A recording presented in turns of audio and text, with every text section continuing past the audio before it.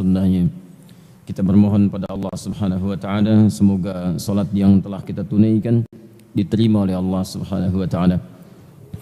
Demikian selalu kami coba ingatkan tentang doa Nabi sallallahu alaihi wasallam dalam setiap kesempatan pasca salat yang tersebut dalam hadis riwayat Ibnu Majah itu nomor hadis 925 bahwa Nabi sallallahu alaihi wasallam senantiasa berdoa memohon kepada Allah dalam 3 hal dengan kalimat yang singkat tapi isinya begitu padat. Allahumma inni as'aluka ilman nafi'a wa rizqan thayyiban wa amalan mutaqabbala. Ya Allah, hamba memohon kepadamu agar engkau menganugerahkan ilmu yang bermanfaat, rizki yang halal dan baik, kemudian penerimaan amalan yang diterima.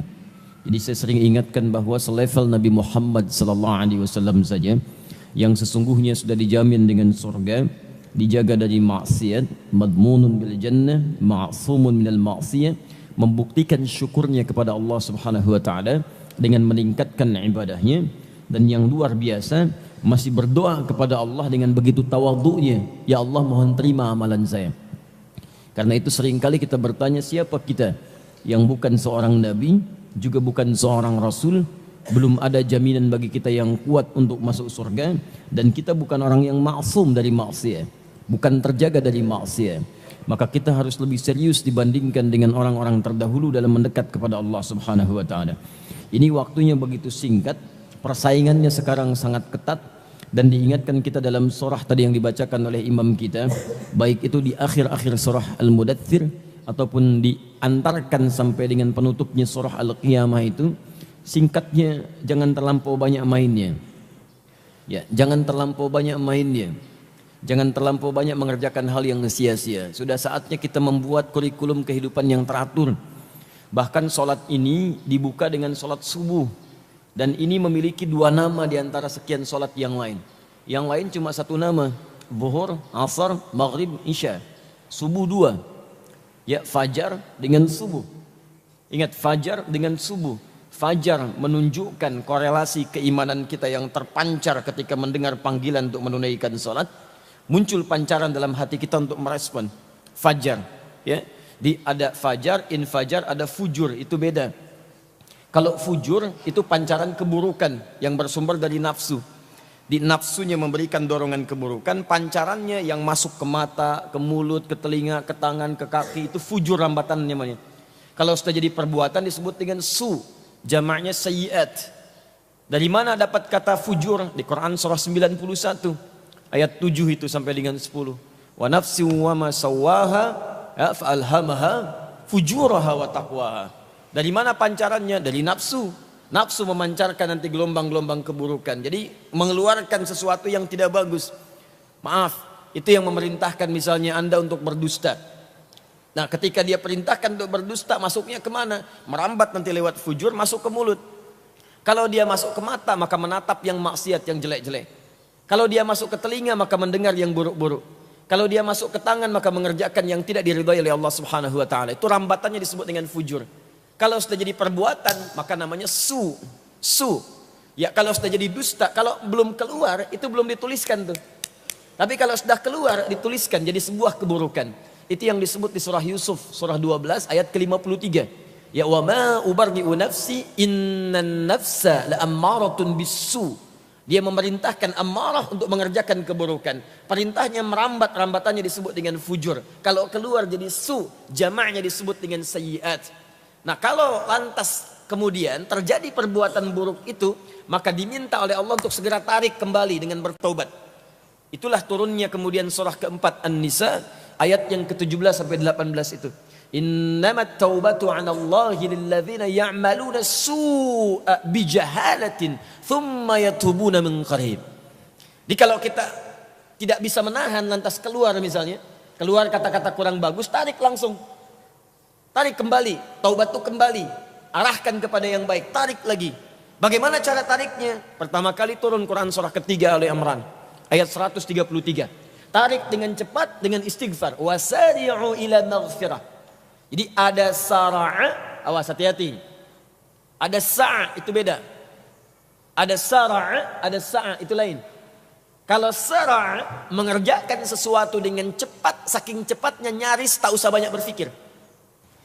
Tapi kalau sa' mengerjakan sesuatu dengan cepat tapi dengan persiapan. Ada persiapan. Ya, memang cepat respon tapi siap-siap dulu. Karena itu ketika Anda dipanggil untuk istighfar, nggak usah banyak mikir. Jangan-jangan kebanyakan mikir, maut datang lebih cepat dibandingkan dengan istighfar yang Anda kerjakan. Kalau punya dosa pagi ini, jangan tunggu malam untuk tobat. Antum tunggu malam untuk tobat, tiba-tiba maghrib wafat. Tapi ketika Anda mengerjakan Jumat, kalimatnya bukan sara'a, tapi menggunakan kata sa'. Buka Quran surah ke-62 itu, ayat yang ke-9, paling kiri sebelah atas. Ya ayyuhalladzina amanu, idza nudiya lis-salati min yaumil jumu'ati fas'au, bukan fasari'u. Fas'au ila dzikrillah. Hei orang-orang yang telah menyatakan dirinya beriman kepada Allah. Kalau Anda kemudian diseru di hari Jumat untuk menunaikan salat ibadah, fas'au ila dzikrillah, maka bergegaslah Anda untuk ingat kepada Allah. Zikir di sana salat. Karena salat disebut dengan zikir. Dari mana taunya? Buka Quran surah ke-20 Thaha, ayat yang ke-14. Allah menyebut kepada Musa alaihi salam untuk menetapkan Allah sebagai Rabb, menyembahnya dan tunaikan bukti penyembahan itu dengan salat, disebut zikir. Kata Allah, innani anallah la ilaha illa ana fa'budni wa aqimis salata li dzikri wa aqimis salata li dzikri. Musa, saya Allah, tidak ada Tuhan selain saya. Awas, hati-hati, la-nya nafi, la ilaha illa ana, tidak ada Tuhan selain saya. Ini kalimat pertama menunjukkan makna uluhiyahnya, ketuhanan Allah. Yang kedua, makna ilah itu menunjuk pada ubudiyah. Ya fa'budni. Jadi kalau Anda sudah mengatakan Allah Tuhan saya, maka Anda pun berkomitmen untuk menyembahnya. Awas, hati-hati nih. Orang yang mengatakan asyhadu an la ilaha illallah tidak cukup dengan mengatakan saya muslim, percaya dengan Allah. Anda dituntut membuktikan kepercayaan dan keyakinan itu dengan pembuktian penyembahan kepada Allah. Makanya ketika Allah mengatakan kepada Musa, saya Tuhan, kamu harus yakin saya Allah, tapi tidak cukup meyakini saya sebagai Allah. Fa'budni, buktikan keyakinanmu dengan menyembah saya. Bagaimana caranya? Wa aqimis shalah. Pertama, ibadah yang paling pokok tunaikan salat. Jadi kalau ada orang bersyahadat mengaku muslim tapi tidak mau salat, ini menunjukkan ada masalah dalam syahadatnya. Karena nama Allah tidak sekedar menunjuk pada aspek ketuhanannya, tapi juga ubudiyah, pembuktian penyembahan kepada Allah Subhanahu wa taala. Wa aqimis salata lidzikri. Tunaikan salat sebagai zikir kepada saya. Di surah Quran surah Al-Jumu'ah disebut kita fas'au ila dzikrillah. Kalau sudah tiba hari Jumat, cepat-cepat siapkan diri untuk menunaikan salat Jumat sebagai zikir kita kepada Allah. Kalimatnya bukan menggunakan kata wasari'u atau fasari'u, tapi kalimatnya menggunakan fas'au. Bersegera di sana, siap-siap mandi dulu, siapkan wewangian. Di kalau waktu Jumatnya misal, alhamdulillah 11.58, ya antum siap-siap dari jam 11, siap-siap dari setengah 11. Bahkan malamnya siapkan di pakaian untuk Jumat. Ini wewangiannya. Saya mau Jumatan di masjid mana? Jarak dari kantor rumah saya ini ke masjid sekian. Jam berapa saya berangkat? Tiba untuk mengejar saf yang pertama. Keberkahannya banyak. Ada rizki, ada terkabulnya doa, ada macam-macam, ada ketenangan, ada pengabulan segala hal yang dimintakan, ada semuanya. Makanya saking pentingnya dan manfaatnya Jumat itu diminta antum bersegera. Bukankah kalau ada pengumuman mengatakan kepada Anda, di Masjid Al-Azhar besok ini akan ada pembagian bonus. Bonus untuk setiap yang datang ngambil saf pertama, masing-masing mendapatkan 10 juta. Kalau jamnya ditetapkan 11.58, pembagian jam 12 ya, untuk saf pertama aja 50 orang pertama. Saya tanya, antum datang jam berapa? 98, nggak akan kebagian, nginep antum di masjid. Kenapa? Karena antum tahu banyak hal yang didapatkan. Nah ini kebanyakan orang Jumatan itu tidak mempelajari dulu apa keutamaan Jumat. Karena dia tidak mempelajarinya, maka dorongan motivasinya itu agak kurang untuk datang dan mengejar keutamaannya. Itu persoalannya. Padahal Jumat itu nanti diiringi dengan kalimat-kalimat yang indah. Ada kalimat tentang rizki. Awas. Wallahu khairur raziqin di ayat ke-11-nya. Ada kalimat nanti penyandingan dengan munculnya banyak relasi, ayat ke-10-nya. Ada banyak hal yang mungkin kita bahas di lain kesempatan, tapi saya ingin tunjukkan apa yang dibacakan oleh imam tadi, jangan banyak kita kemudian hidup mengisi kehidupan di muka bumi ini dengan mengerjakan hal yang sia-sia. Mulai sekarang petakkan kehidupan dengan lebih baik. Anda mesti tahu apa yang mau dikerjakan di hari ini. Salat kita disebut dengan subuh, pancaran kebaikannya disebut dengan fajar, waktunya disebut dengan subuh dari kata asbah. Asbah itu sesuatu yang sudah siap dengan rencana. Anda harus sudah paham hari ini mau mengerjakan apa. Was-subhi idza tanaffas di surat At-Takwir itu.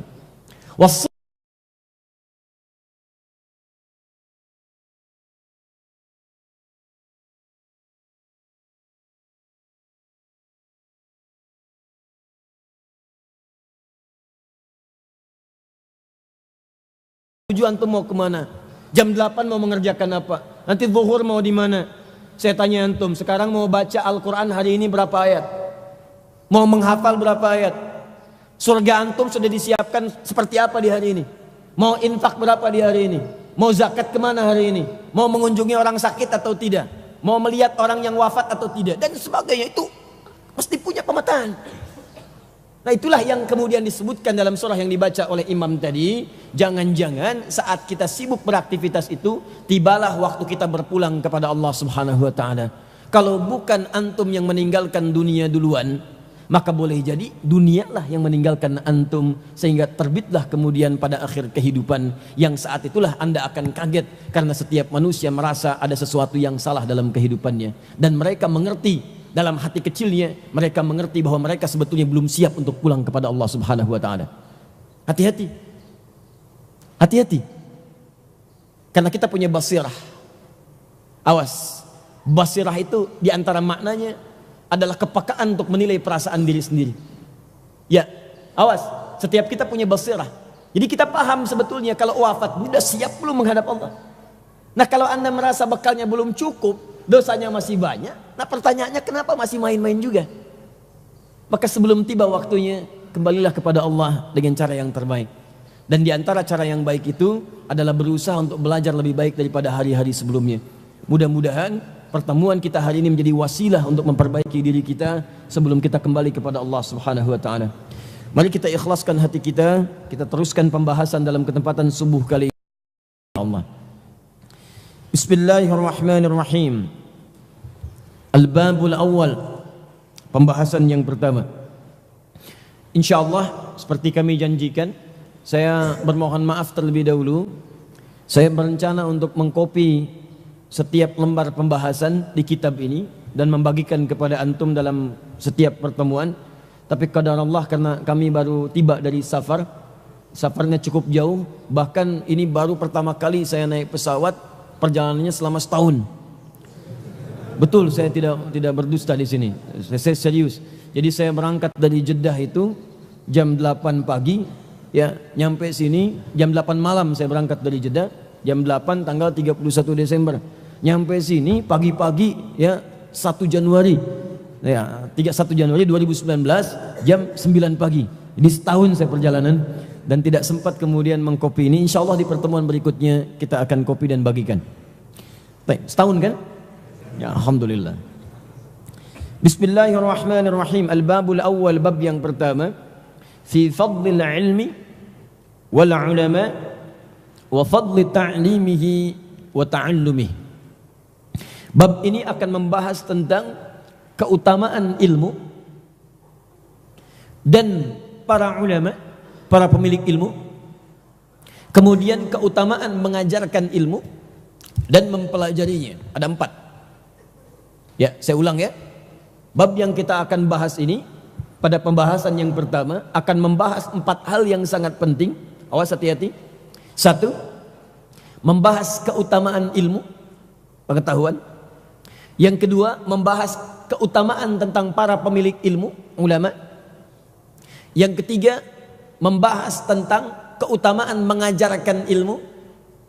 Dan yang keempat, membahas tentang keutamaan menuntut ilmu. 4 hal ini. Ini penting nanti untuk kita awali dalam pembahasan dengan tujuan ada beberapa hal. 1, menumbuhkan motivasi kuat ketika kita akan merencanakan dan mengerjakan sesuatu hal yang telah kita rencanakan itu. Misal, Kita akan bahas tentang keutamaan ilmu dan menuntut ilmu. Nah, antum misalnya dalam sepekan beraktivitas nih, ya, dari mulai misalnya taruhlah sekarang di kalendernya Senin, Selasa, Rabu sampai dengan ke Ahad. Itu kan antum punya kurikulum kehidupan. Kegiatan rumah tangga, kegiatan di kantor, ada teman-teman yang masih muda yang di kampus, ada yang belajar, ada yang macam-macam. Nah, dari sepekan itu ketika antum memetakan kegiatan-kegiatan beraktivitas, nah, adakah di antara sepekan itu antum menempatkan kegiatan beraktivitas untuk menuntut ilmu? Ketika Anda ingin tempatkan sesuatu dan Anda ingin rancang kegiatan, bukankah di antara kegiatan yang Anda tetapkan, Anda harus menetapkan dulu apa manfaatnya? Apa keutamaannya? Mustahil Anda ingin meraih sesuatu kalau di balik itu tidak ada manfaat bagi Anda. Mustahil ada orang ingin masuk misalnya ke ITB, ada yang ingin ke IPB, ada yang ingin ke UI, ada yang ingin ke Madinah, ada yang ingin ke Mesir, ke Al-Azhar, ada yang ingin ke Ummul Qura. Kalau dia tidak melihat manfaat di balik itu, mustahil dia punya keinginan mengejarnya. Mustahil Anda menetapkan saya ingin bekerja di kantor A, saya ingin bekerja di kantor B. Kalau tidak ada manfaatnya, mustahil Anda kerja. Dan mustahil Anda mengejarnya. Dan yang paling dahsyat adalah semakin banyak Anda ketahui keutamaannya, semakin banyak Anda ketahui banyak manfaatnya, maka semakin termotivasi Anda untuk mengejarnya. Saya tanya pada Anda, kalau Anda dapat pilihan bekerja, misal yang satu perusahaan gajinya 10 juta per bulan, yang satu lagi gajinya 100 juta per bulan, dua-duanya halal dan berkah. Pertanyaan saya, mana yang Anda akan kejar? Yang 10 juta atau yang 100 juta? 100 juta. Baik, pertanyaan saya, apakah maksimal Anda akan kejar atau semampunya saja Anda akan dapatkan pekerjaan itu? Maksimal Anda akan kejar. Kalau jam wawancaranya jam 7, jam berapa Anda datang ke kantor itu?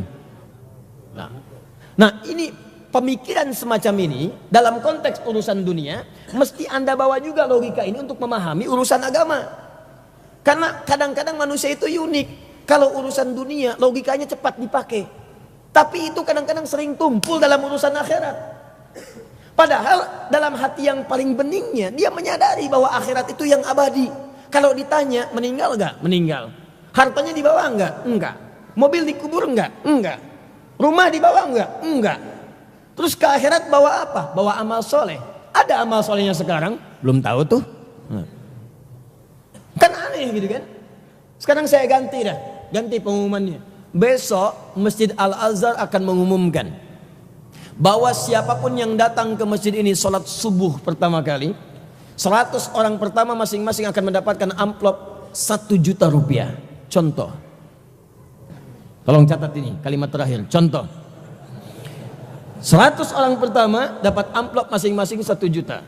Baik, pertanyaan saya, kalau ini di broadcast menyebar, banyak kemudian disebarkan, maka apakah jamaah akan penuh datang subuh di Al-Azhar?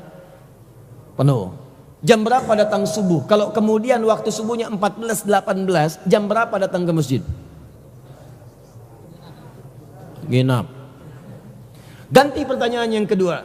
Kalau di broadcast isinya hadis Nabi, siapa yang datang duluan ke masjid, kemudian dia mendapatkan 2 rakaat sebelum subuhnya, bahkan dia tunaikan menunggu waktu subuh di masjid, maka dia akan mendapatkan 25 kebaikan, dia akan mendapatkan lebih daripada dunia dan seisinya. Dia akan mendapatkan 27 kebaikan salat berjamaahnya, dan dia akan mendapatkan pahala yang berlimpah penuh dengan keberkahan. Kalau ini di broadcast menyebar kemudian ke masyarakat, pertanyaan saya, jam berapa datang salat subuh? Nah, ini yang harus kita perbaiki dulu cara berpikirnya, bahwa kebanyakan orang sekarang kenapa tidak banyak termotivasi untuk mengejar keutamaan ibadah demi akhiratnya yang abadi. Satu, karena kurang mengetahui keutamaan di balik ibadahnya. Dan yang kedua, ini yang penting saya tegaskan, karena sekarang kurang banyak orang mendapatkan informasi bahwa akan ada dampak dari kemuliaan akhirat itu kepada kemuliaan dunia. Jadi ketika Anda mengejar kemuliaan akhirat, itu dunia otomatis akan diikutkan. Saya ulang ya. Kalau Anda mengejar dunia saja, itu dunia, akhirat belum tentu ikut. Tapi ketika Anda berbalik mengejar akhirat, itu dunia otomatis akan diikutkan di dalamnya. Jadi bukan berarti ketika Anda tidak mengejar akhirat misalnya, dan Anda kemudian kejar dunia, akhirat tidak akan ikut. Cuma kalau Anda kejar akhirat, Demi Allah saya katakan, yakinkan pada diri Anda, otomatis dunia akan diikutkan. Apa Anda kira dengan menjadi penghafal Quran akan kehilangan dunia? Tidak. Silahkan cek di mana penghafal Quran yang menghafal Qurannya benar menjadi sengsara. Tidak ada. Rizkinya dijamin, kehidupannya nyaman, hatinya tenang, hidupnya mulia, terangkat derajatnya. Bahkan yang paling hebat, anaknya yang hafal, bapak ibunya dapat bagiannya. Kok bisa anak yang hafal Quran, yang ikut haji bapak ibunya, yang ikut haji pembimbingnya, yang ikut haji bibinya, yang ikut haji saudaranya? Itu luar biasa. Karena itu kita akan keluarkan dulu apa keutamaan dibalik menuntut ilmu ini, dibalik pengetahuan dan ulama ini, sehingga nanti antum bisa petakan minimal 2-3 hal dalam kehidupan. Satu, bismillah. Kalau kita sudah mengerti tentang keutamaan dibalik pengetahuan, maka hal pertama yang mungkin kita bisa lakukan adalah mengagendakan kegiatan ini dalam sepekan kita beraktivitas. Masa iya dalam sepekan antum beraktivitas tidak ada satupun waktu untuk mengikuti ta'lim? Satu, kita bisa menempatkan ini untuk menyusun agenda dalam rangka menuntut ilmu. Nanti saya tunjukkan kepada Anda melalui kitab ini, dan disebutkan lewat ayat-ayat Al-Quran dan hadis-hadis Nabi SAW. Kalau Anda bisa merencanakan dalam sepekan, nih lihat oleh Anda, Senin sampai dengan Ahad ada kegiatan majlis ta'lim di mana saja. Di Al-Azhar saya sudah banyak nih, ustadz ini, materinya ini. Ketika Anda baru menetapkan itu saja sebagai kegiatan Anda, berapa pahala yang sudah dituliskan untuk Anda? Itu nanti ada. Yang kedua, apa jaminan dunia yang diikutkan kepada Anda? Itu pun akan ikut. Dua, dengan mempelajari bab ini, antum teman-teman sekalian sekaligus bisa merencanakan masa depan bagi keturunan atau diri antum pribadi untuk mengejar keutamaan menjadi seorang alim ulama.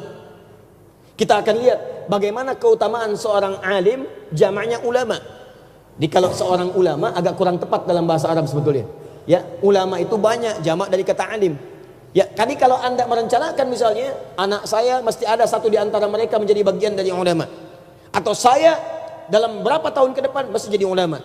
Ketika Anda punya konsep demikian, dan ada satu di antara keluarga Anda menjadi ulama, maka apa yang Anda akan dapatkan dalam kehidupan dunia dan akhirat? Dua, menghadirkan cita-cita sebagai ahli ilmu atau ulama. Anda punya anak 3, Anda rajin ikut ta'lim misalnya. Yang satu Anda siapkan jadi misalnya dokter, yang kedua Anda siapkan jadi arsitek, yang ketiga begitu Anda mengetahui kemudian isi keterangan di kitab ini, baru Anda kemudian ada penyesalan. Kenapa yang pertama tidak saya siapkan jadi ulama? Karena ketika Anda siapkan pada track yang pertama ini, satu jadi ulama, maka yang lainnya akan mengikuti. Ilmu-ilmu lain akan mudah kemudian untuk diserap. Betapa banyak kemudian orang-orang di masa lalu menyiapkan anaknya dengan pendidikan kadar ulama dari sejak dininya. Tiba-tiba ketika belajar aspek ilmu yang lain begitu dimudahkan oleh Allah. Kedokteran langsung dikuasai, astronomi dikuasai, kemudian ilmu falak dikuasai, matematika dikuasai. Pernah dengar kitab ini? Bidayatul Mujtahid. Bidayatul Mujtahid itu kitab pengantar tentang fikih. Isinya keterangan-keterangan pendapat-pendapat ulama, kemudian diberikan perbandingannya. Itu teman-teman dikarang oleh seorang dokter namanya Ibnu Rusdi. Itu dokter ini sebelum jadi dokter mendapatkan pendidikan keulamaan, menghafal Qur'annya, baca kitabnya, bagaimana sholatnya. Itu dokter itu luar biasa, dokter spesialis bedah. Seorang dokter, Anda bayangkan. Jadi begitu kemudian mendapatkan kedekatan dengan Allah, dididik oleh kedua orang tuanya, diarahkan pada jalur keulamaan, maka belajar ilmu yang lain itu akan dimudahkan oleh Allah Subhanahu wa taala. Sekarang sudah ada penelitian, bahkan yang teliti itu satu tim khusus. Ya, ada yang mengatakan di University of California, ada yang mengatakan di beberapa tempat yang lain. Mereka meneliti khusus kenapa orang-orang dulu mudah mendapatkan pengetahuan yang lain setelah mereka belajar Al-Quran. Ternyata ketika dipetakan orang yang menghafal Quran saja dengan benar, baru satu Al-Quran, itu kecerdasannya akan bertambah meningkat 3 kali lipat dari orang biasa. 3. Kita akan lihat Kalau sudah antum kemudian punya agenda menuntut ilmu, merencanakan sebagian dirinya atau keturunannya menjadi bagian ahli ilmu, maka yang ketiga, antum tinggal mengatur kapan kemudian mengamalkan ilmu yang telah didapatkan itu. Khususnya keutamaan mengajarkannya.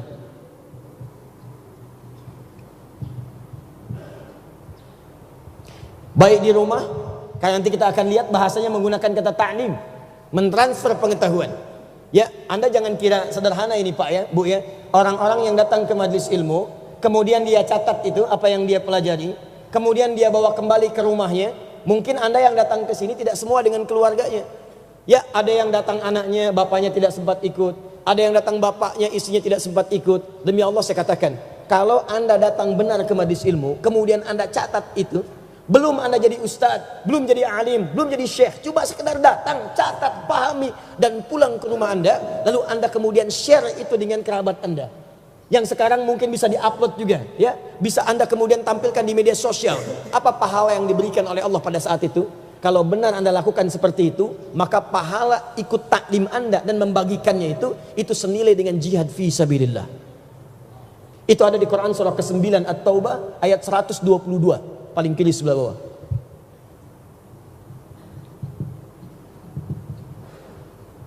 Senilai. Saya bacakan ayatnya. Wa ma kana al-mu'minuna liyanfiru kaffa. Tidaklah semestinya orang-orang beriman itu semuanya kemudian bergegas untuk berjuang secara fisik ke medan perang. Karena ayat ini turun itu saat musim-musim jihad fisik. Jadi kalau ada panggilan untuk berjihad secara fisik, maka semua bersemangat untuk mengejarnya. Karena tahu keutamaannya. Keutamaan mati syahid, keutamaan berjuang di jalan Allah, pahalanya begitu banyak. Jadi begitu ada panggilan, pernah dikisahkan ada seorang yang baru pulang dari niaga, dia pulang dagang, sudah berbulan-bulan. Begitu masuk rumah, bertemu kemudian dengan istri dan keluarganya, sudah mandi, sudah makan, sedang diskusi dengan istri, ngobrol ringan. Fanada munadinil jihadi fi sabilillah. Tiba-tiba datang seruan dari seorang penyeru untuk berjihad. Jahidu fi sabilillah, jahidu fi sabilillah, ayo jihad, ayo jihad, ayo jihad. Maka apa kata suaminya? Dia berkata kepada istrinya, kalau dalam bahasa kita, ma, tibalah panggilan dari Allah sekarang saya untuk berjihad. Saya pamit dulu ya. Yang resikonya itu barangkali menghadirkan resiko tidak pulang. Wafat dia di medan perang. Saya tanya pada ibu di belakang.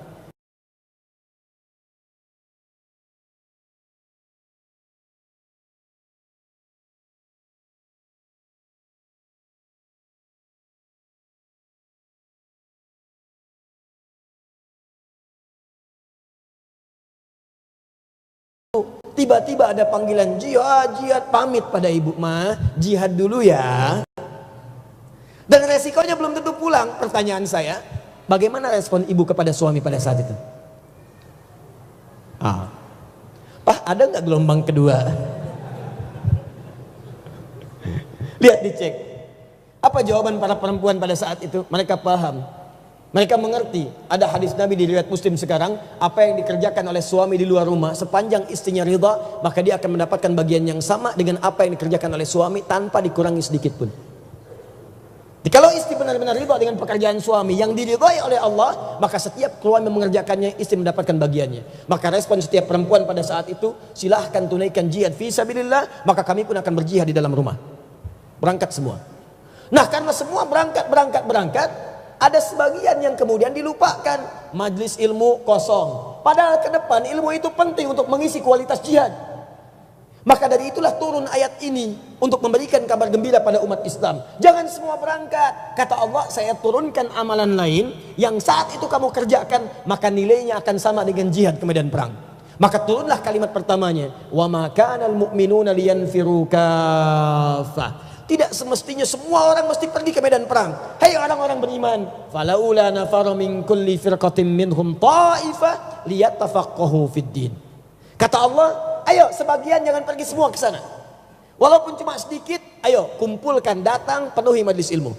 Dan niatkan oleh Anda, satu, tafaqquh fid din, belajar dengan serius sampai memahaminya. Catat ini. Paham. Tahan ya. Kalau kualitas pengajian kita, kalau kualitas menuntut ilmu Anda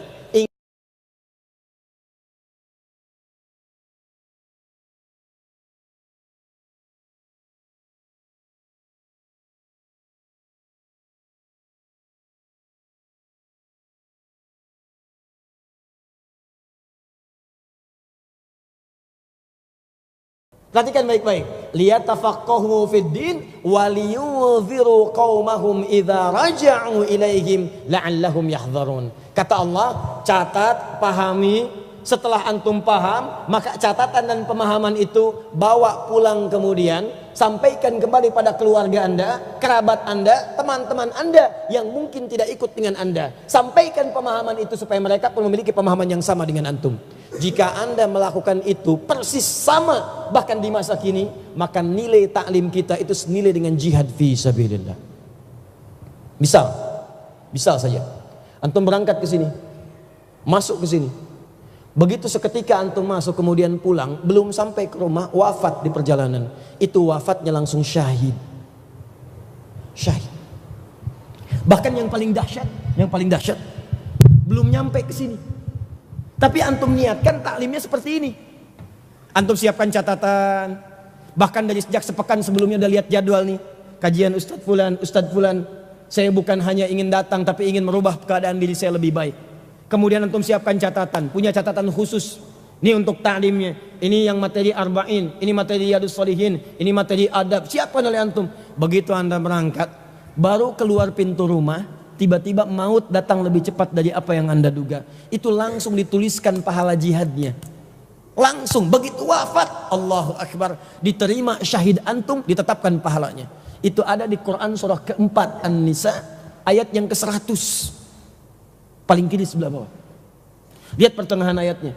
Wa may yakhruj min baitihi muhajiran ila Allahi wa rasulih thumma yudrikul maut faqad waqa'a ajruhu 'ala Allah. Siapa yang bertekad merubah dirinya untuk dekat dengan Allah dan Rasulnya. Saya pengen berubah, kemarin saya masih jauh dari agama, sekarang saya pengen dekat dengan Allah. Saya ingin berubah lebih baik dalam pandangan Rasulullah. Anda berangkat tuh, baru keluar rumah, baru beberapa langkah, thumma yudrikul maut, tiba-tiba maut datang lebih cepat dari apa yang Anda bayangkan. Perhatikan apa balasannya dari Allah, menggunakan huruf fa. Bukan waw, bukan thumma, pakai fa. Yang dalam ilmu nahwu, fa itu huruf yang sesuatu yang memberikan respon cepat. Cepat.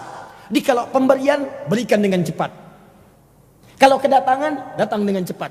Setiap menggunakan fa, harfu atfin rabitin baina syai'aini bila hudud. Huruf yang merangkai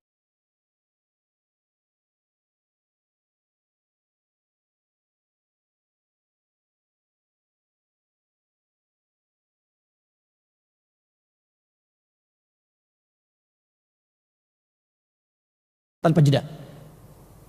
Apa pahalanya? Syahid fi sabilillah. Jangan main-main tuh. Ini nggak mudah. Silahkan buka tafsirnya Syekh Mustafa Al-Maraghi. Tafsir Al-Maraghi. Ya, itu diantara para Syekh Al-Azhar. Beliau punya kitab tafsir namanya Tafsir Al-Maraghi. Ya, buka oleh antum Tafsir Al-Maraghi. Masuk kemudian kepada Quran surah ke-9 ayat 122. Dan beberapa keterangan tafsir yang lain menguatkan juga pendapat ini. Perhatikan. Dalam situasi jihad fisik saja. Ada jihad fisik nih. Jihad. Itu status menuntut ilmu yang seperti ini. Disamakan nilai pahalanya dengan yang jihad fisik. Maka kata Syekh Mustafa Al-Maraghi, kalau tidak ada panggilan jihad fisik, sedang tidak ada jihad ke medan perang, tidak ada jihad angkat senjata, maka secara otomatis jihad menuntut ilmu nilainya naik di atas jihad fisik. Saya ulang ya. Ayat ini turun menyamakan pahala jihad ilmu dengan jihad fisik. Jadi kalau ada orang berangkat ke jihad fisik dengan berangkat ke majelis ilmu untuk berjihad, nilainya sama-sama fi sabilillah. Serupa. Maka secara nalar gampang dipahami, kalau tidak ada panggilan jihad fisik, sementara yang jihad ilmu ini masih berkembang di majelis ilmu, banyak pengajian dan sebagainya, maka nilai berangkat ke majelis ilmu itu nilainya melebihi jihad fisik. Sepanjang panggilan jihad fisik ini tidak ditemukan. Saya tanya pada Anda, kalau Anda ditawarkan sekarang, tawarannya banyak. Anda yang tinggal di sekitaran sini saja, perhatikan berapa peluang mendapatkan pahala syahid yang datang hampir setiap hari. Al-Azhar, As-Salam, Al-Ihsan, geser ke sana nanti ada Masjid Baitur Rahim, ke sana ada Al-Ikhlas, sana ada Al-Ihsan lagi. Berapa banyak setiap hari Anda ditawarkan wafat dalam keadaan fisabilillah. Dan pahalanya banyak. Kan rumus pahala itu ketika didapatkan menggugurkan dosa. Gini nih. Ini adanya di hadis Muslim, riwayatnya sahabat Abu Hurairah radhiyallahu taala anhu. Kalau antum mengerjakan kebaikan, lalu mengerjakan keburukan, maka yang baik ini akan menutupi yang buruk. Pahalanya diambil, nutup keburuknya. Tu'khadhu hadza min hasanati wa hadza min hasanati. Ambil yang baiknya, tutup yang buruknya. Misal, sekarang antum sholat subuh, keluar dari sini, lihat orang misalnya, terlihat nampak kasat mata seakan-akan tidak sholat subuh. Dia olahraga. Lu Anda katakan, Anda gunjingkan misalnya. Coba lihat tuh. Manusia cita-cita masuk surga. Tampang begitu, pengen surga. Subuh enggak. Enggak kayak kita ya. Iya, misal ya. Begitu kalimat itu keluar, itu seketika pahala sholatnya dipindahkan kepada orang yang zalim itu. Langsung pindah. Terus yang satu datang. Kenapa? Itu iya, enggak nyangka ya, nyangka. Yang satu bilang, alhamdulillah saya tidak seperti dua orang itu tuh, nggak bagus mereka. Keluar tuh pindah. Jadi konsepnya berbuat baik, berbuat buruk, yang baik akan menutup yang buruknya. Anda berbuat jujur, besok berbuat dusta, maka yang jujur akan menutup yang dustanya. Demikian seterusnya. Nah sekarang yang mau saya tanyakan adalah, adakah orang yang selama hidupnya sampai sekarang tidak berbuat dosa? Saya tanya pada Anda, siapa yang tidak punya dosa boleh angkat tangan? Nggak apa-apa, silakan angkat aja, saya pulang. Anda lebih layak untuk mengajar. Tidak, siapa yang dosanya sedikit boleh angkat tangan. Yang dosanya agak banyak boleh angkat tangan. Yang dosanya banyak angkat tangan. Tahan. Dah, turunin. Sekarang saya ganti nih, ini sering saya katakan seperti ini. Siapa yang pengen masuk surga angkat tangan. Turun. Siapa yang pengen surganya Firdaus angkat tangan. Turun. Siapa yang pengen surganya bersama Nabi angkat tangan. Tuh manusia paling aneh. Antum pengen masuk surga tapi ngaku banyak dosa. Gimana cara berpikirnya? Nabi Adam diperkenankan salahnya sedikit keluar dari surga. Antum banyak pengen masuk. Gimana cara berpikirnya? Cara berpikirnya gugurkan kesalahan ini. Gugurkan, hapuskan dosa ini. Bagaimana cara ngapusnya? Lihat tadi konsepnya. Pahala itu akan menggugurkan dosa. Nutup. Maka cara cerdasnya adalah carilah amalan-amalan yang menghasilkan pahala banyak. Sehingga dosa-dosa ini akan seketika ditutup. Habis seketika. Ini yang disebut dengan amalan cerdas dalam beramal saleh. Maka Nabi memberi rumus disebut dengan namanya sedekah jariyah. Sedekah itu kullu ma'rufin sedekah. Setiap perbuatan baik namanya sedekah. Bukan berarti harus mengeluarkan uang masukin kotak, bukan. Itu satu di antara jenisnya. Setiap perbuatan baik disebut dengan sedekah. Zakat itu sedekah. Quran surah 9 ayat 103. Infak itu sedekah. Quran surah kedua ayat 264. Salat itu sedekah. Menuntut ilmu itu sedekah. Nah teman-teman, kalau Anda merasa banyak dosa dalam kehidupan, cari amalan-amalan yang kira-kira pahalanya itu bisa menggelembung, menutup peluang dosa yang pernah kita kerjakan. Contoh ya, antum punya uang 50.000, antum belikan misalnya uang ini makanan, lu sedekahkan pada seseorang, pahalanya ada, paling minimal 700 kali lipat. Kalau makanan ini kemudian jadi energi, jadi tenaga, lalu kemudian dia sholat, dari pahala sholat itu antum dapat bagiannya. Tapi kalau sudah habis energinya, maka selesai pahala antum 50.000. 50.000 ini antum gunakan untuk membeli mushaf, lalu berikan kemudian kepada penghafal Quran. Simpan, entah disimpan di masjid atau langsung berikan kepada ma'had penghafal Quran, berikan pada santrinya. Pertanyaan saya, berapa banyak pahala yang dibacakan oleh penghafal Quran dari setiap hurufnya? 10. Satu huruf 10. Dan tidak akan pernah ada penghafal Quran yang menghafal Quran setiap hari cuma satu huruf. Dari siapa mushafnya nih? Bapak Fulan. Dia udah banyak pahalanya, sehuruf aja. Nun, dah ganti mushaf. Nggak ada. Dan penghafal Quran itu kalau sudah menghafal pasti diulang-ulang, nggak pernah sekali. Dzalikal kitabu, dzalikal kitabu, dzalikal kitabu la raiba fi, la raiba fi, la raiba fi. Dzalikal kitabu la raiba fi hudan lil muttaqin. Dzalikal kitabu la raiba fi, dzalikal kitabu la raiba fi hudan lil muttaqin. Dzalikal kitabu la raiba fi hudan lil muttaqin. Berapa pahalanya? Ada yang lebih banyak daripada itu. Datang ke majelis ilmu, kata Imam An-Nawawi, maka Anda akan mendapatkan pahala yang berlimpah lebih daripada apa yang tadi disampaikan. Niatnya aja udah tercatat sebagai jihad. Mau berangkatnya aja itu sudah, kalau wafat langsung syahid. Kalau Anda bertobat di perjalanan sambil istighfar itu, maka istighfarnya menggugurkan dosa. Sebanyak apapun dosa Anda, kalau benar tobatnya, wafat di perjalanan, belum nyampe ke majelis ilmu, itu langsung statusnya syahid, dijamin dengan surga. Pernah satu orang membunuh 100 orang. Kisahnya sangat viral. Membunuh 100 orang, mau tobat. Ketika mau tobat, apa yang disarankan oleh syekhnya pada saat itu? Silahkan cek pertama kali. Dia bukan disarankan untuk memperbanyak puasa pada saat itu. Dia bukan disarankan untuk memperbanyak sholat. Dia tidak disuruh untuk langsung baca Al-Quran. Tapi pertama kali kata syekhnya, datangi majlis ilmu Syekh Fulan di sana. Karena beliau paham, syekh ini punya kelebihan dalam membimbing orang lain. Ini adab sesama ustadz.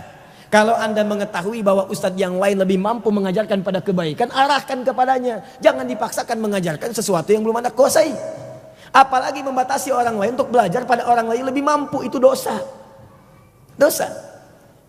Silakan cek. Imam Asy-Syafi'i menganjurkan belajar pada Syekh Fulan. Imam Ahmad menganjurkan belajar pada Syekh Fulan, dan seterusnya.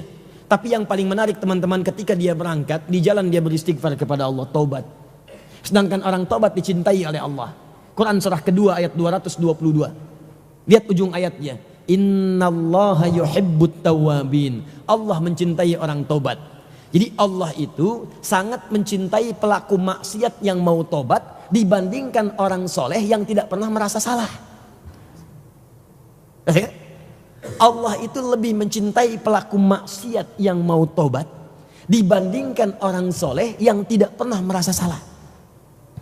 Begitu cinta Allah diturunkan, maka cinta kaidahnya di Quran surah ketiga Ali Imran ayat 31 itu bersanding dengan istighfar. Permohonan ampun dan ampunan langsung dari Allah. Jadi kalau Allah mencintai seorang hamba, itu otomatis yang pertama kali diberikan ampunan dari dosa. Yuhibbukumullah wa yaghfir lakum dzunubakum. Ketika Allah mencintai seorang hamba, maka yang diberikan pertama kali bukan dunia, ampunan dari dosa.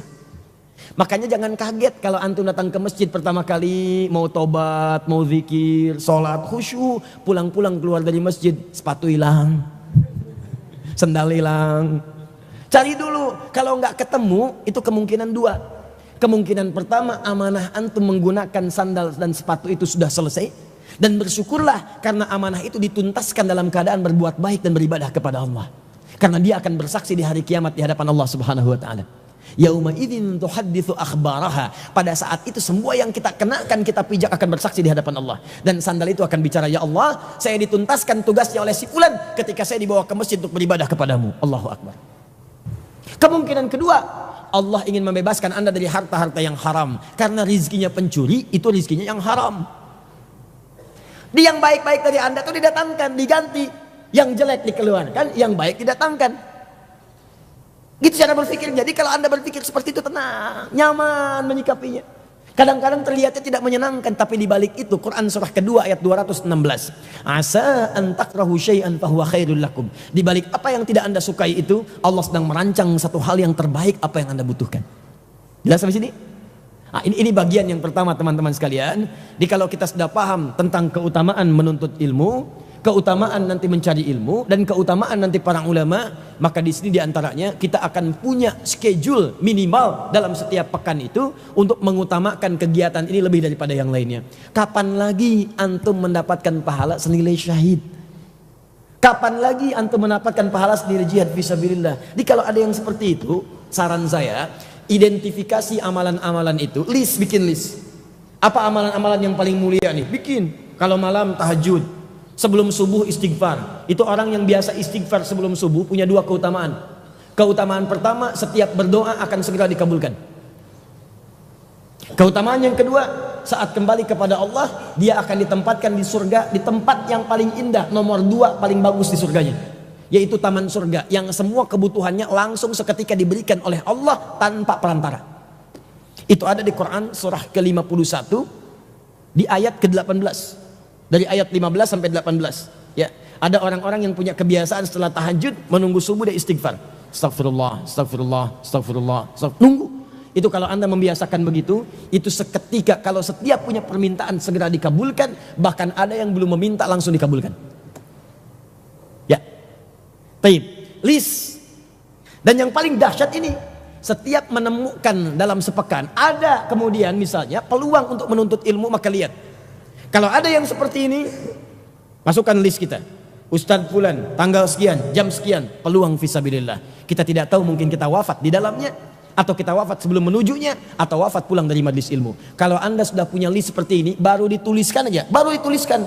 Nulisnya hari Selasa, taklimnya hari Ahad. Begitu dituliskan, setelah nulis malamnya wafat, tulisan antum itu baru checklist, sudah dituliskan sebagai pahala. Faqad waqa'a ajruhu 'ala Allah fisabilillah.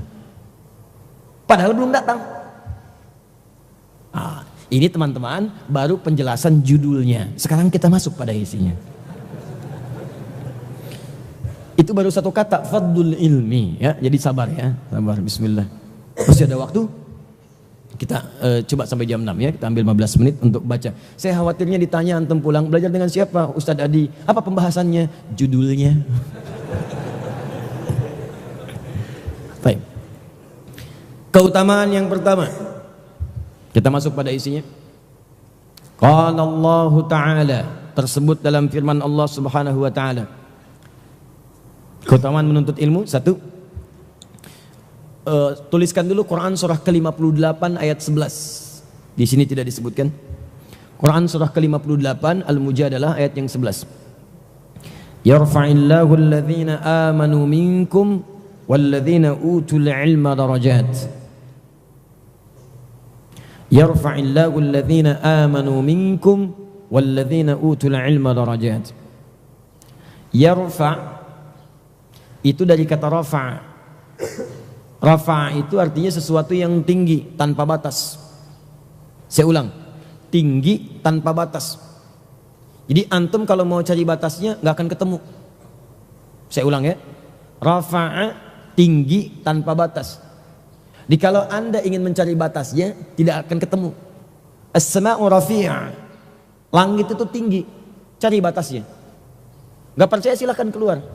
Pesan Apollo dari sekarang. Naik ke atas. Begitu tembus satu, ada lagi, ada lagi, ada lagi, ada lagi. Sampai kita berpulang kepada Allah, baru antum tahu bagaimana keadaan sesungguhnya. Kalau bahasanya kemudian diangkat setinggi-tingginya tanpa batas, dan sifatnya terus diangkat, gak pernah berhenti, angkat, angkat, angkat, angkat, terus angkat, angkat, angkat tanpa batas, maka tambahkan ya di depannya menjadi fi'il mudhari. Yarfa. Yarfa'illahu alladhina amanu minkum walladhina utul ilma darajat. Ayat ini ingin menyampaikan pesan, ada 2 golongan yang akan diangkat oleh Allah derajatnya tanpa batas, terus diangkat, terus gak pernah berhenti. Angkat, angkat, angkat, angkat, angkat, ditinggikan oleh Allah derajatnya. Siapa 2 golongan ini? 1, yang kuat teguh memegang keimanannya di hadapan Allah Subhanahu wa taala. Kalimatnya menggunakan fi'il madhi li ifadati tahqiq.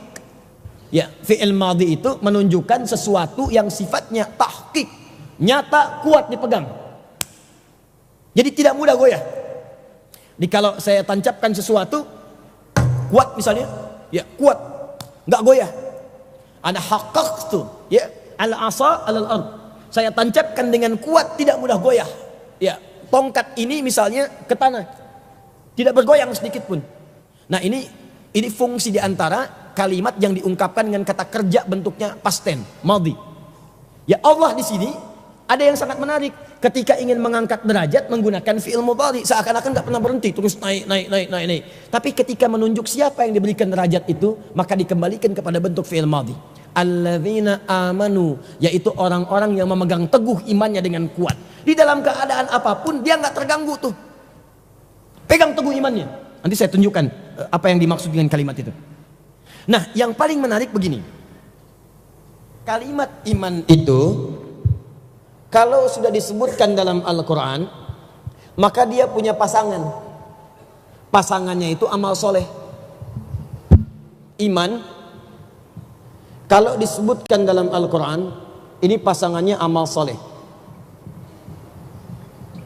Musuhnya amal salah. Tahan. Kalau disebutkan kalimat iman, maka pasangannya amal soleh. Nah, sekarang lihat kaidah ini ya. Lihat ini kaidah bahasa Al-Quran. Jadi kalau Anda membaca Al-Quran, pemahamannya mesti seperti ini.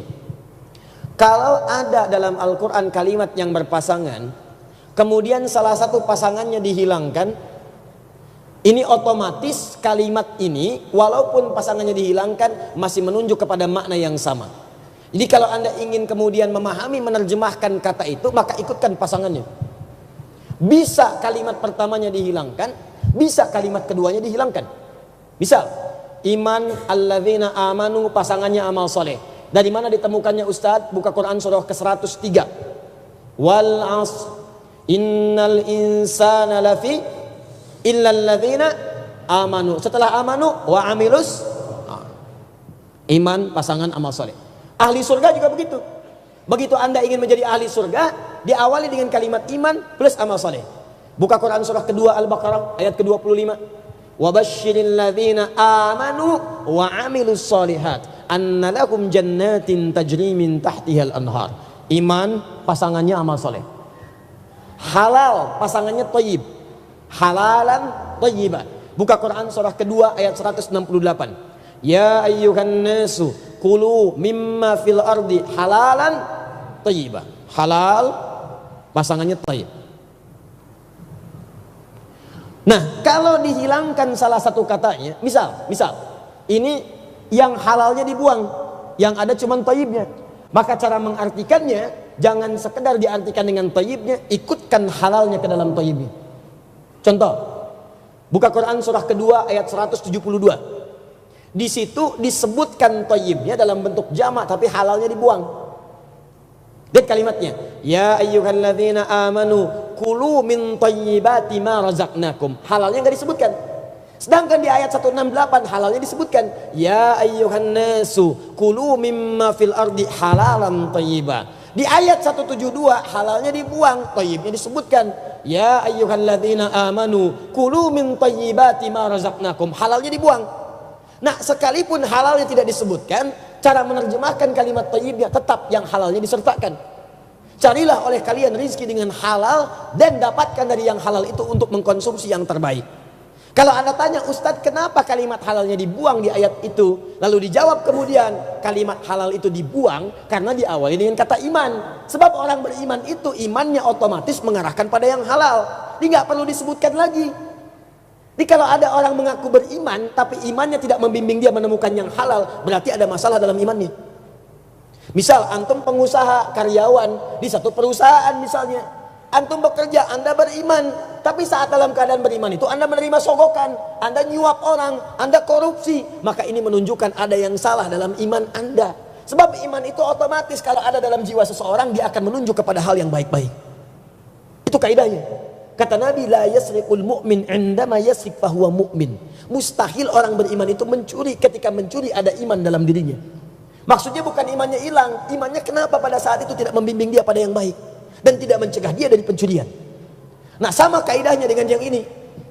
Kalau Anda menemukan kalimat iman dan amal soleh, satu kali dibuang salah satunya.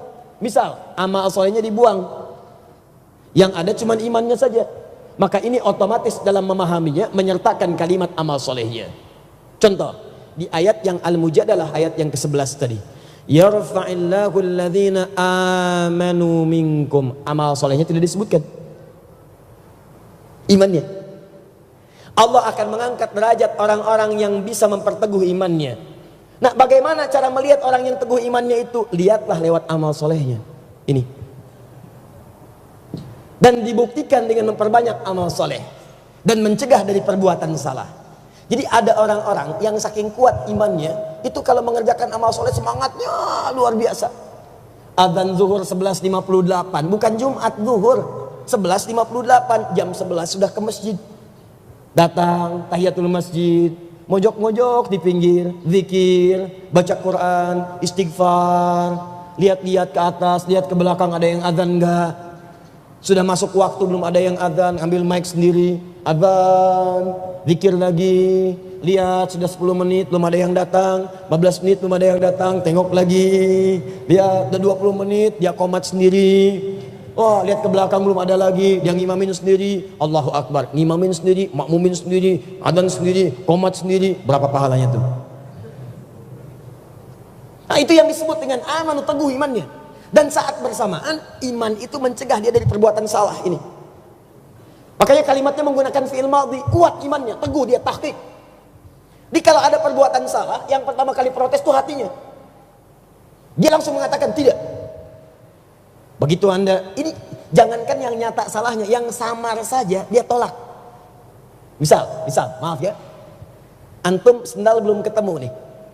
Pas keluar, mau pulang, tiba-tiba ada yang menyarankan pakai sendal ini aja Pak, ini dari kemarin ada di sini kok. Maaf, saya tidak bisa gunakan karena belum jelas siapa pemiliknya. Antum ada di sekitaran, tiba-tiba teman antum pamit, antum mau nyatet, isi tintanya habis. Ya, itu kalau iman antum teguh, antum tidak akan ngambil dulu tuh pena ini. Saya pinjam dulu, nanti dia datang baru saya kasih tahu. Sebetulnya perkara itu ringan, tapi orang yang teguh imannya dia akan berkata, bagaimana kalau saat kamu gunakan kamu belum izin, tiba-tiba kamu diwafatkan oleh Allah Subhanahu wa taala. Itu perkara sederhana. Dibagi snack misalnya kan. Snack belum kebagian, tiba-tiba ada orang ini antum ambil, atau antum sudah ngambil satu lagi pengen niat dibungkus. Punya orang belum kebagian, itu kalau imannya teguh belum akan didapatkan yang seperti itu. Kuat. Ini yang dimaksud dengan kalimat amanu. Nah sekarang tolong ukur masing-masing ya, ukur masing-masing. Sampai detik ini di subuh ini, berapa kekuatan iman kita? Coba, kalau ditawari maksiat, seberapa cepat hati kita protes? Yuk, bagus tuh sepatunya. Tidak, saya masih punya iman. Maksudnya, tidak yang itu aja lebih bagus. Nah itu berarti bukan cuma bermasalah, sakit imannya. Hati-hati. Jadi kalau ini ringan Pak, tapi kalau antum pulang dari sini akan diuji di kantor tuh. Mulai proyek bermasalah, mulai macam-macam. Mudah nggak tuh gerakin tangan buat tanda tangan tuh? Mudah nggak keluarkan lisan untuk menyetujui? Itu dari mulai sesuatu yang kecil-kecil nanti akan nampak pada yang aspek yang besar-besar. Kalau yang kecil sudah terbiasa, maka dia akan terakumulasi untuk menerima yang besar, itu yang berbahaya. Uji lagi dengan amal soleh. Sebelum tiba waktu sholat, kalau malam, kalau tahajud berbarengan dengan waktu pertandingan sepak bola. Ayo ngaku yang kemarin lihat Liverpool dengan Manchester City. Anda dahulukan sholat atau dahulukan nonton bola? Ya berharap menang, Liverpool menang, menangis, skor 2-1. Ya. Coba dicek lagi. Lihat, semakin Anda kuat. Nah, apa perbedaan orang yang imannya seperti ini dengan imannya yang standar? Orang yang beriman seperti ini, ketika dia mengerjakan amal solehnya, maka pahalanya beda dengan orang yang imannya standar biasa. Ketika dia mulai menunaikan ibadah itu, maka Allah akan terus naikkan pahalanya tanpa batas. Naik. Nggak ada standar hitungan.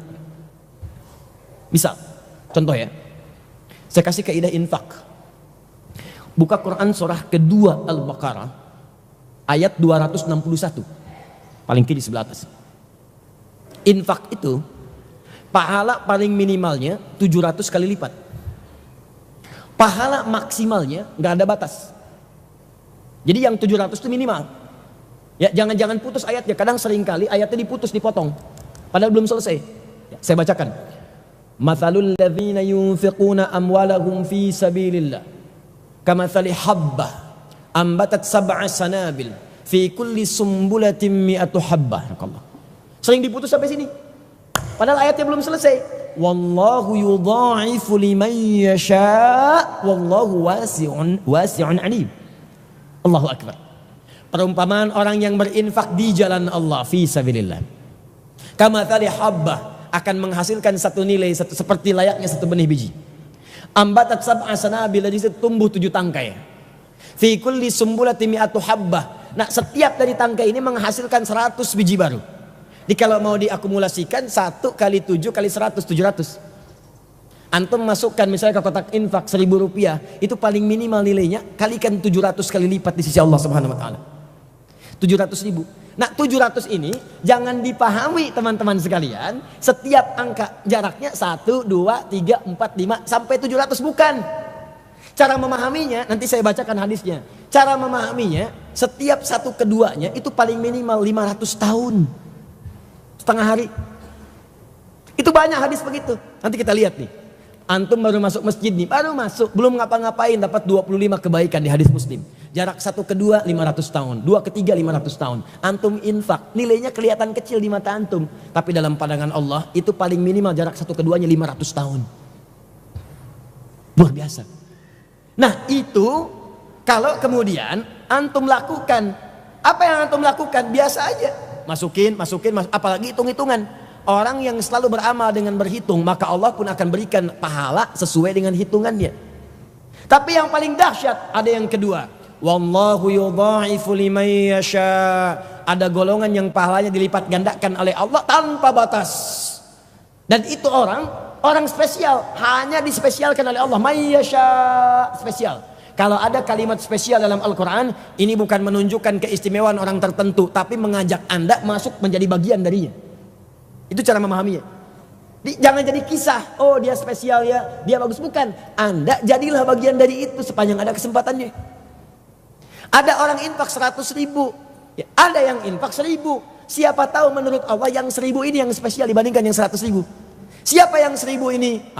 Ini yang mau saya katakan. Itulah golongan amanu, yang bahkan dia punya program dalam infaknya.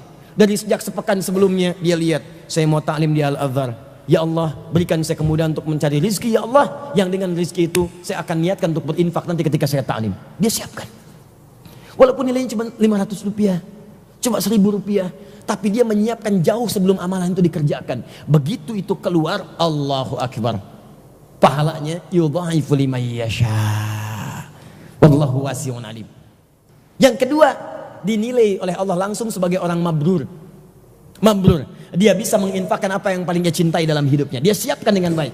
Dalilnya Quran surah ketiga ayat 92. Lan tanalul birra hatta tunfiqu mimma tuhibbun. Jadi kalau antum ingin pahalanya berlipat tanpa batas, coba berubah. Jadi golongan yang kuat iman. Nah, sekarang kita masing-masing bisa mengetes. Coba cek. Kalau zuhur jam sekian, berapa jam persiapan kita sebelumnya? Sekarang sudah ingat belum? Kalau baru subuh dan nunggu zuhur itu luar biasa tuh. Baru subuh nih, udah nanya, zuhur nanti jam berapa? Itu menunjukkan ada yang spesial. Tapi kalau cara berpikirnya salah, di subuh nih, zuhur jam berapa? 11.58, cepat amat ya. Misalnya, nah ini pun ada masalah.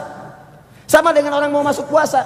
Orang yang cinta dengan puasa, baru selesai Ramadan dan nunggu lagi, ya Allah, kapan Ramadan tiba lagi, ya Allah. Berikan saya kesempatan untuk memasuki, ya Allah. Saya merindukan Lailatul Qadar. Saya tidak tahu dapat atau tidak di bulan ini, ya Allah. Di tahun ini dapat atau tidak, ya Allah. Pertemukan saya dengan tahun berikutnya.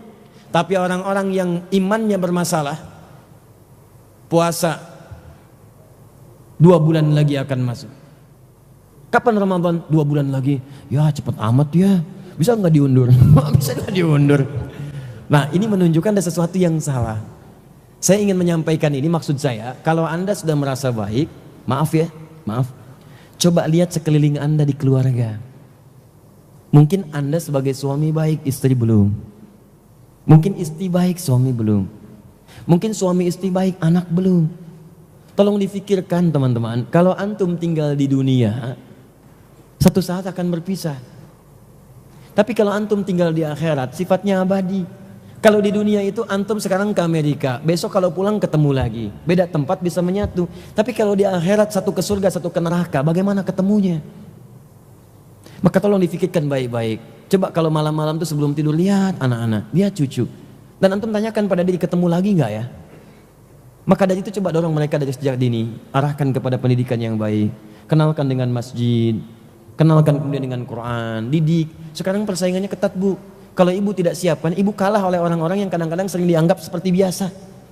Mungkin pekerjaannya cuma kuli, pekerjaannya cuma security, pekerjaannya yang satu cuma ngambil suluh, tapi ternyata sekeluarga hafal Al-Quran dengan sanadnya. Sekarang banyak yang begitu, Pak. Dan rizkinya juga datang dalam kehidupan dunianya. Nah, coba cek, antum masuk kategori itu enggak? Kalau belum masuk, saya sarankan mumpung masih hidup, ayo coba usaha untuk mendapatkan status itu. Itu pahalanya banyak. Orang lain sholat cuma dapat 10, tapi orang seperti ini naik terus 10, 10 lagi, 10 lagi, 10 lagi, 10 lagi, terus tanpa batas. Zikir, sekali keluar kalimat pahalanya datang, tapi orang ini tidak, naik lagi, naik lagi, naik lagi, naik lagi. Itu yang dimaksud dengan alladzina amanu. Ustadz, apakah saya berpeluang mendapatkannya sedangkan saya ahli maksiat? Sangat berpeluang. Karena Allah membuka kalimat amanu dengan kalimat alladzina disebutkan 1080 kali dalam Al-Quran. Sedangkan kalimat alladzina itu beda dengan man. Alladzina itu ismun mausulun yadullu alal jam'iyah. Huruf sambung menunjuk pada objek bahkan subjek tanpa batas semuanya.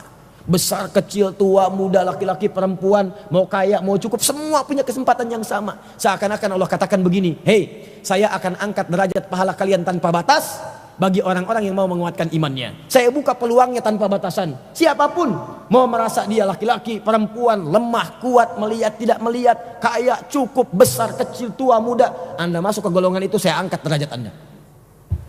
Nanti ya, kalau Anda belajar tentang sirah, masuk kemudian kepada kisah-kisah sejarah para sahabat, para tabi'in, tolong setiap disebutkan ulama, bahas ulama itu siapa. Kadang-kadang orang cuma kenal dengan namanya, tidak tahu siapa dan bagaimana kehidupan mereka. Tentang fisiknya, ada orang sering menganggap orang remeh fisiknya kelihatan seperti sederhana. Coba lihat ulama namanya Atha bin Rabah, bagaimana fisiknya.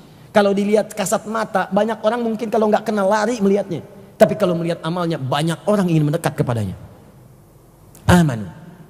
Nah, yang terakhir, walladzina utul ilma darajat. Inilah inti materi kita. Ternyata Allah mengikutkan kepada pemberian orang beriman dengan wawu ataf. Langsung wawunya sifatnya ma'iyah. Ma'iyah artinya sejajar. Ada orang yang disejajarkan oleh Allah pahalanya dengan orang beriman yang tadi itu. Jadi kalau dia kemudian setiap melakukan aktivitas, pahalanya diangkat oleh Allah. Naik, naik, naik, naik, naik. Banyak, banyak, banyak, tak berhenti. Siapa orang itu? Adalah orang-orang yang diberikan oleh Allah anugerah pengetahuan. Bagaimana mendapatkan anugerah pengetahuan dari Allah? Datanglah ke majlis ilmu. Majlis ilmu. Makanya ketika Anda hadir ke majlis ilmu, maka bukan cuma sekedar datang, itu baru masuk ke majlis ilmu, duduk, niatnya benar, langsung semua pahalanya diangkat tanpa batas. Jadi kalau Anda datang niat itikaf, baru sholat misalnya, sholatnya sholat tahiyatul masjid, duduk nunggu, itu dalam duduknya kata Imam An-Nawawi dalam kitab beliau At-Tibyan, begitu masuk langsung niatkan itikaf. Begitu itikaf, semua kegiatan Anda itu dinilai oleh Allah sebagai pahala, naik langsung. Kalau benar seperti ini tanpa batas naiknya, terus sampai Anda keluar baru berhenti pahalanya. Tuh, dikira biasa. Nah, berapa pahala yang didapatkan itu? Saya baca sedikit aja ya, sedikit. Wa yarfa'il ulama'a minkum darajatin mimma jama'u minal ilmi wal amal. Ya, menurut penulis kitab ini Syekh Muhammad Hashim bin Asy'ari, kata beliau, yaitu Allah Subhanahu wa taala akan mengangkat derajat orang-orang menuntut ilmu, derajat para ulama, itu banyak derajatnya tanpa batas, ya, karena mereka bukan saja kemudian mengumpulkan ilmu mereka, tapi membuktikan ilmu mereka lewat amal. Jadi begitu Anda datang, itu kan bukan sekedar datang. Bukan cuma mencari. Bukankah kedatangan Anda melangkah dengan kaki? Bukankah Anda menggunakan mata Anda untuk melihat? Bukankah Anda menggunakan telinga Anda untuk mendengar? Itu aja udah amal. Apalagi ketika Anda selesai belajar, Anda mengamalkan ilmu Anda, maka berkumpul lagi kemudian derajatnya.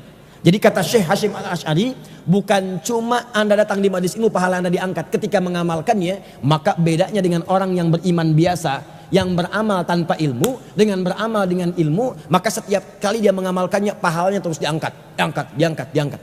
Contoh, gini ya, Anda sholat, beda antara orang yang cuma menghafal bacaan dan gerakan sholat kemudian sholat, dengan orang yang belajar fikih sholat sampai paham. Kenapa saya mengangkat tangan begini? Apa maknanya? Apa dalilnya? Kenapa saya mengucapkan Allahu Akbar? Apa maknanya? Kenapa saya baca istiftahnya yang Allahumma ba'in? Kenapa saya baca yang wajah tu? Kapan baca wajah tu? Kapan baca Allahumma ba'in? Kapan baca Allahu Akbar kabira? Dia paham itu semua. Maka bagi yang pertama, yang cuman sholat dengan hafalan, hafal bacaan, hafal gerakan, begitu sholat dapat 10 kebaikan. Dalilnya Quran surah ke-6 ayat 160. Man jaa bil hasanati falahu asyru amsalihha. Siapa yang mengerjakan satu kebaikan dapat 10 pahala. Tapi orang yang belajar ini, dia belajar dulu kemudian dia sholat. Sholatnya dengan ilmunya. maka ketika dia sholat, baru dia bertakbir menghadap ke arah kiblat. Begitu dia mulai bertakbir, maka pahalanya terus akan diangkat oleh Allah tanpa berhenti. Angkat, angkat, angkat, angkat. Berapa pahala yang diberikan? Nih, saya bacakan. Qala Ibnu Abbas radhiyallahu taala anhuma. Ibnu Abbas radhiyallahu taala anhuma, beliau namanya Abdullah, anaknya Abbas. Beliau kemenakan Nabi sallallahu alaihi wasallam. Tinggalnya di dekat pintu Babu Salam. Pintu Babu Salam kalau antum umrah insyaallah atau haji, kalau yang belum saya bermohon pada Allah semoga disegerakan insyaallah. Ya, dan tidak cukup dengan amin, nabung dari sekarang, siapin, rencanain. Nanti antum tinggal patokannya dari Zam-Zam aja. Zam-Zam, pintu lurus pertama King Abdul Aziz, antum belok kanan. Sebelah kanan itu tandanya gampang, tandanya ada istana di atas bukit namanya Jabal Kubis. Ya langsung belok kanan dari Zam-Zam itu, begitu antum belok, sebelah kirinya itu ada arah masuk ke Masjidil Haram. Ya masuk di situ, di depannya tandanya ada pos security. Ya satu aja security-nya. Dulu CCTV-nya ngadep ke sini, sekarang ngadep ke sini. Ya satu warna putih. Nah antum belok kanan ke situ ada pintu 26, pintu Ismail. Ya begitu antum dapat pintu Ismail, lurus dari situ. Lalu mendapatkan pintu Nabi, babun Nabi, ya gate Nabi. Gate Nabi itu di situ dulu rumahnya Sayyidah Maimunah, ya di antara istri Nabi sallallahu alaihi wasallam radhiyallahu taala anha. Itu beliau pernah di situ salat 2 rakaat, kemudian sebelum peristiwa Isra Mi'raj. Jadi salat 2 rakaat dan berangkat. Nah di situ juga kemudian pernah Ibnu Abbas itu menginap di situ untuk melihat kebiasaan Nabi bangun dari tidur. Itu disebutkan oleh Imam Abu Daud dalam kitab Sunannya, nomor hadis 1369. Di Ibnu Abbas tinggal di situ untuk melihat kebiasaan bangun malam Nabi. Maka kata beliau, karena Nabi sallallahu alaihi wasallam bima makna adalah kebiasaan Nabi sallallahu alaihi wasallam, idza staiqadha min naumihi, kalau bangun tidurnya itu fajalasa, maka duduk sebentar. Ini sunnah, kalau dikerjakan dapat pahala. Ya, thumma amasaha biyadihi min athari naumih, menghapus dengan kedua tangannya sebagian dari bekas ngantuknya. Kemudian faqara akhawati surah Ali Imran, membaca 11-10 ayat terakhir surah Ali Imran. Setelah itu baru berdoa. Itu dikuatkan lewat riwayatnya Al-Bukhari dari Jundub bin Junada nomor hadis 181. Itu yang doanya alhamdulillahilladzi ahyana ba'da ma amatana wa ilaihin nusyur. Tsumma dhahaba ila shinin mu'allaqah. Kemudian beliau pergi ya kepada satu tempat untuk bersuci, ya, tempat tertutup. Fatawadda, kemudian beliau berwudu, baru kemudian menunaikan salat. Saat salat itulah Ibnu Abbas di belakang Nabi. Saat di belakang Nabi itulah teman-teman ditarik oleh Nabi, ya, supaya sejajar. Ini hadis yang sama yang sering dikutip oleh teman-teman, kebolehan imam dengan makmum, imam satu makmum satu dengan posisi sejajar, boleh. Hadisnya yang tadi. Tapi jangan lupa hadis itu satu rangkaian dengan hadis cara bangun tidur, hadis tahajud.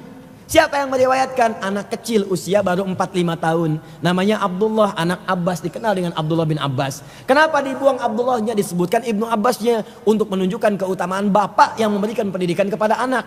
Yang kalau anak mengerjakan, bapaknya dapat pahalanya. Itu dalam ilmu hadis begitu.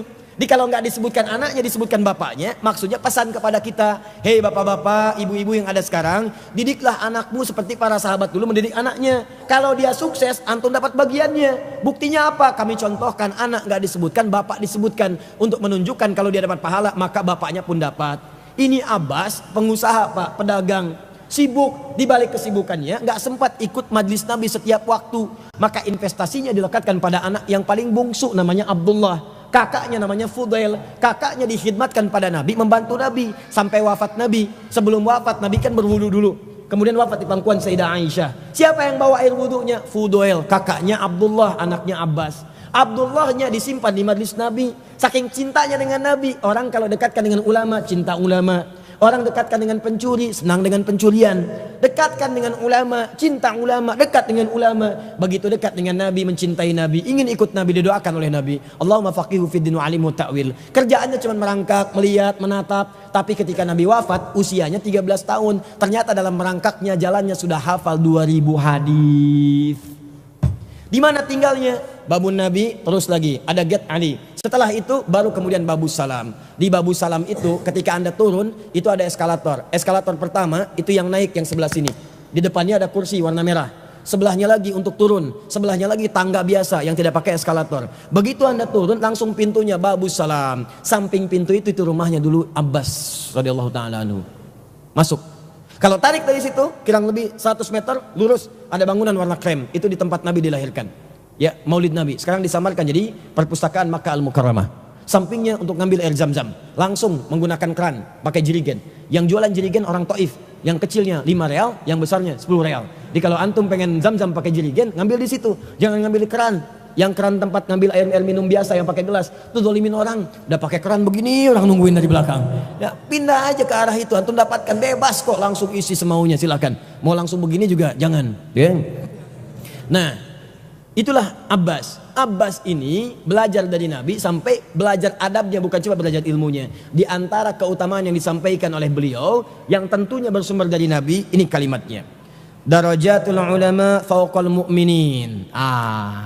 Derajat orang-orang yang ahli ilmu itu melebihi orang beriman biasa. Maksudnya, kalau antum beriman pasti, kemudian beramal karena iman bersanding dengan amal soleh. Kalau iman kita disertai dengan ilmu, ulama, derajat ulama, orang yang beriman, beramal pakai ilmu. Dengan orang beriman saja kemudian dia beribadah, kurang ilmunya. Berapa perbedaan pahala di sisi Allah? Lihat sini. Bisab'i mi'ati darajatin ma baina darajataini khamsumi'ati amin. Setiap beramal paling minimal 700 kali lipat pahalanya, setiap jaraknya 500 tahun. Nih, antum sholat.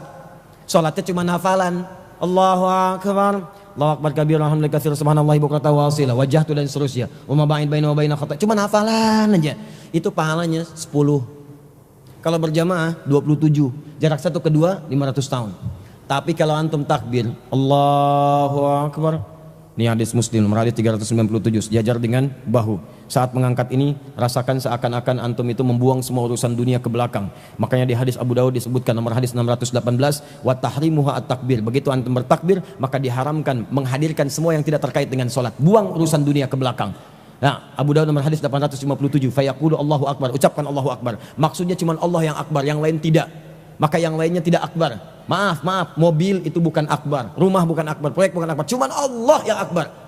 Pakai rumusnya Al-Baqarah 46. Boleh jadi saya diwafatkan pada saat ini, maka cuma Allah yang saya agungkan, angkat. Begitu antum seperti itu cara sholatnya, Allahu Akbar, mengagungkan Allah, merasakan diawasi seakan-akan antum akan wafat pada saat itu baru takbir 700 kali lipat, langsung dituliskan dan diangkat terus, nambah tanpa berhenti. Apa tidak tertarik mendapatkan itu? Kalau sekarang belum kelihatan, kalau bicara pahala nanti saat wafat baru kelihatan. Kalau pengen cepat lihat, wafat aja dulu. Itu pun kalau meninggal, kalau enggak bukan pilihan. Paham ya? Ini nggak usah banyak-banyak, kita cukup aja dulu sampai di sini.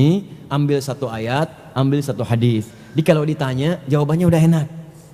Belajar apa tadi? Judulnya, ayatnya, dan hadisnya. Apa kesimpulannya? Ya seperti yang Ustaz tadi sampaikan. Baik teman-teman sekalian, itu yang kita bisa sampaikan. Jadi kesimpulannya, satu, menuntut ilmu itu punya keutamaan yang sangat istimewa dibandingkan dengan ibadah-ibadah yang lain. Keistimewaan pertama, bahwa dalam menuntut ilmu, statusnya para penuntut ilmu dinaikkan oleh Allah menjadi status mujahid fi sabilillah. Yang bila kemudian ia wafat, maka wafatnya dituliskan dalam keadaan syahid. Yang kedua, status para penuntut ilmu ketika dia mulai berniat dan masuk ke majelis ilmu, maka Allah akan terus mengangkat derajat pahalanya tanpa batas sampai dia kemudian keluar dari majelis ilmu itu.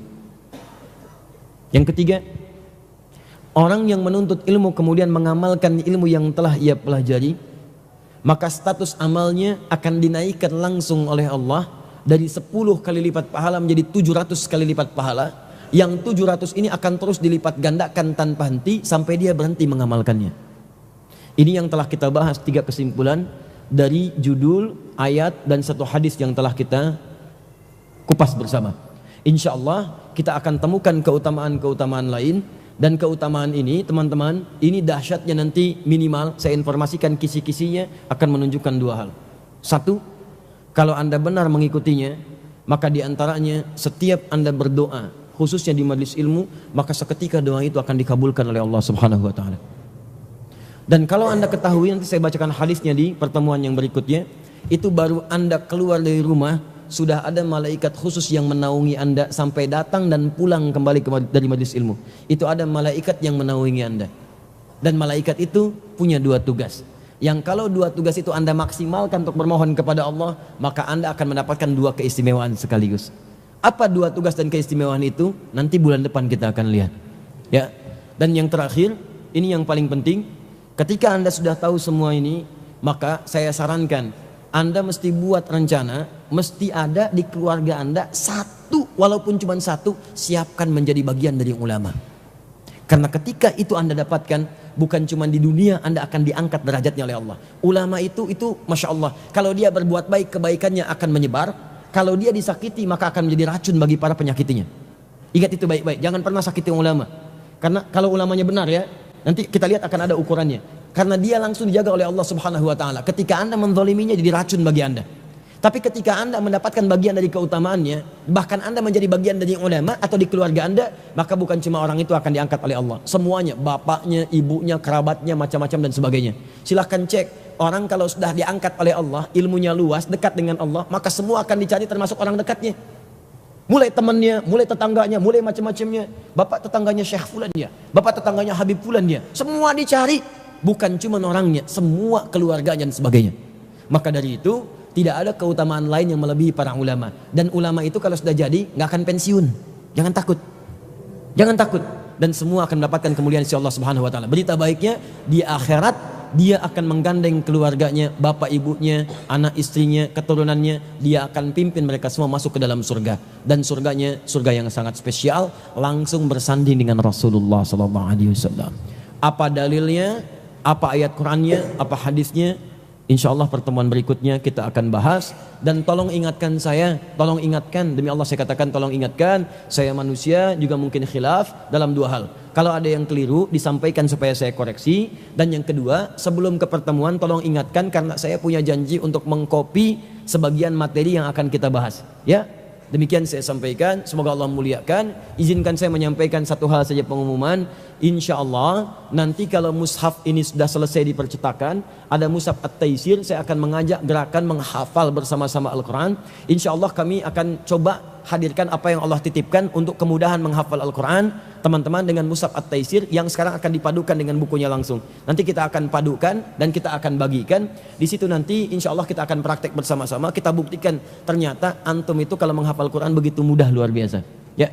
Subhanakallahumma bihamdika asyhadu an la ilaha illa anta astaghfiruka wa atubu ilaik. Wa akhiru da'wana alhamdulillahi rabbil alamin. Wal 'afwu minkum. Assalamualaikum warahmatullahi wabarakatuh.